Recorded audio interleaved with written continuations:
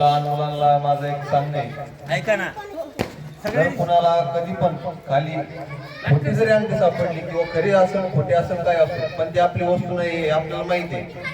जर कधी पण कोणतीही वस्तू जर सापडली तर आपल्यापेक्षा जे मोठे असतील, आपले वडीलधारी शिक्षक असतील किंवा आपले आई वडील असतील किंवा तुमच्यापाशी जो कोणी मोठा माणूस असेल की त्याला सर्वप्रथम ती वस्तू दाखवायची, ही वस्तू मला सापडलेली आहे, ती कोणाची हरवलेली आहे का, ही तुमची आहे का. यांनी काय होईल, ज्या व्यक्तीची ती वस्तू हरवली आहे त्याला ती परत भेटल. जर तुमची कधी वस्तू हरवली ती पण तुम्हाला कोणाच्या द्वारे भेटल. यांनी काय होतं की आपण एक चांगले नागरिक ह्या देशाचे घडवले जातो. त्याच्यामुळे कधीही मौल्यवान वस्तू असो, खोटी वस्तू असो, साधा पेन जरी पडला कोणाचा खाली तरी आपण तो परत करायचा. भावना सर्वांनी आपल्या मनामध्ये ठेवायची, कधीही लवाड्या करायच्या नाही. धन्यवाद. कोणते सर बोला थोडं. सर्वांना नमस्कार.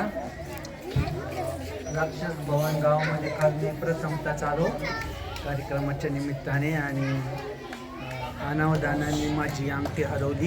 कार्यक्रम चालू असताना माझ्या पाठीमागे बसलेले माझ्या बाजूला जे आहेत ते जितू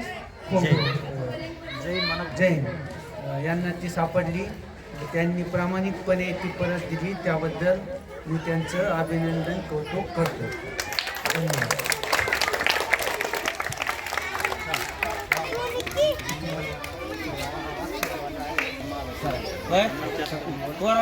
आपण सर्व शिक्षक जे सांगत असतो की कुणाचा पेन असेल, कुणाचा काही असेल तर द्यायचा, तेच संस्कार आपल्या गावामध्ये आज रुजत आहेत. आता हे जितू खोबरे दिसते ना तुम्हाला, यांना सोन्याची अंगठी सापडली होती. कशी सापडली होती? सोन्याची अंगठी सापडली होती. त्यांनी सरांना प्रामाणिकपणे वापस दिली, त्याबद्दल त्यांचे तुम्ही टाळ्या वाजून. आणि यापुढे श्रीरामनी सांगितल्याप्रमाणे कधी कुणाचा काही जरी हरवलं तरी ती वस्तू त्याला परत मिळालीच पाहिजे.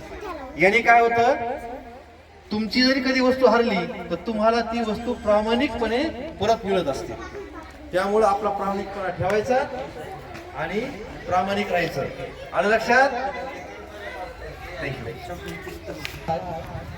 आपल्या ग्रामस्थामधील तरुण युवकाने अतिशय प्रेरणादायी काम तुमच्यासमोर ठेवले. बघा, आपल्या जीवनामध्ये अनेक आदर्श आपण पाहतो, ऐकतो, वाचतो, पण प्रत्यक्ष आदर्शाचं उदाहरण आदरणीय जितू जैन यांनी आपल्या समोर ठेवलेलं आहे.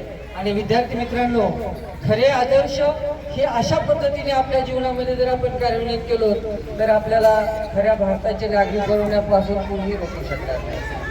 आता सरांनी आपला पेन असेल, वस्तू असेल, कोणतीही गोष्ट असेल, यदा कदाचित आपल्याकडून हरवली किंवा आपल्याला सापडली तर ती आपण लगेच आपल्या आईंना, वडिलांना किंवा शाळेत असतील तर आपल्या सर्व गुरुजनांना आपण ती कळवली पाहिजे. आणि ती जर आपण कळवण्याची ही सवय आपल्यात रुजवली तर जीवनात तुम्हाला कधीही दुःख वाटणार नाही की आपल्या हातून कोणती चूक झाली म्हणून. आणि म्हणून हा आनंदाचा वारसा कायम तुमच्या जीवनात तुम्हाला आनंद देणारा ठरेल. मी खरंच आज राक्षस भुवनची मान आणि आपली कॉलर टाईट केल्याबद्दल या दोन्ही युवकांचं आमच्या शाळेच्या वतीने आणि ग्रामस्थांच्या आणि आपल्या सर्व विद्यार्थ्यांच्या वतीने त्यांचं स्वागत करतो आणि त्यांचं अभिनंदन देखील करतो की अशा तुमच्या कर्तृत्वाला आमच्या शाळेत